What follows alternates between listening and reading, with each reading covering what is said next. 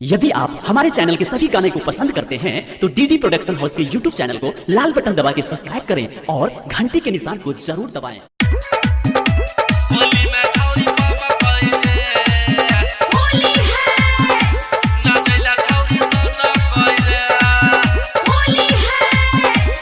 DJ Guddu Raj Madhubani presented by DD production house.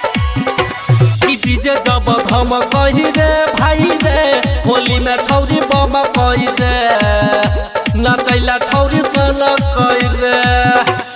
DJ जब हम कही रे भाई रे होली में छौरी बम कही रे नचैला छौरी सन कही रे। लगा के रंग करिया ई चोली के भीतरिया पूरा दहिया टमा टमा टमा कही रे भाई रे। कि डीजे जब हम कही रे भाई रे होली में छौरी बम कही रे नचैला छौरी सन कही रे। डीजे गुड्डू मधुबनी होली है नचैला छौरी सन कही रे। होली है रंग से अंग हम भीजल छै एकरा करैने कनियो होला जरे झूला छै झूला देखबै छै छौरी जुटल पूरा समाज रे। रंग से अंग हम भीजल छै एकरा करैने कनियो होला जरे झूला छै झूला देखबै छै छौरी जुटल पूरा समाज रे।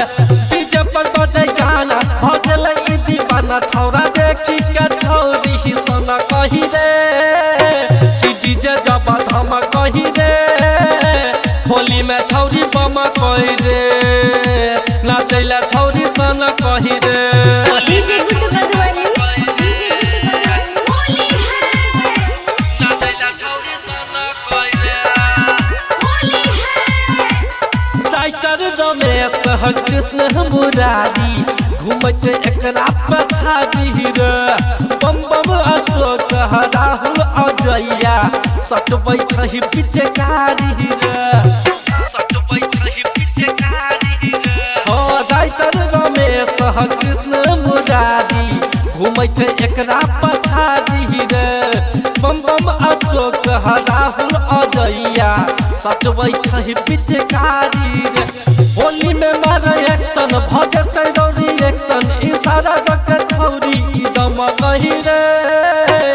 डीजे जब हम कही रे भाई रे होली में छौरी बम कही रे नचैला छौरी सोना कही रे।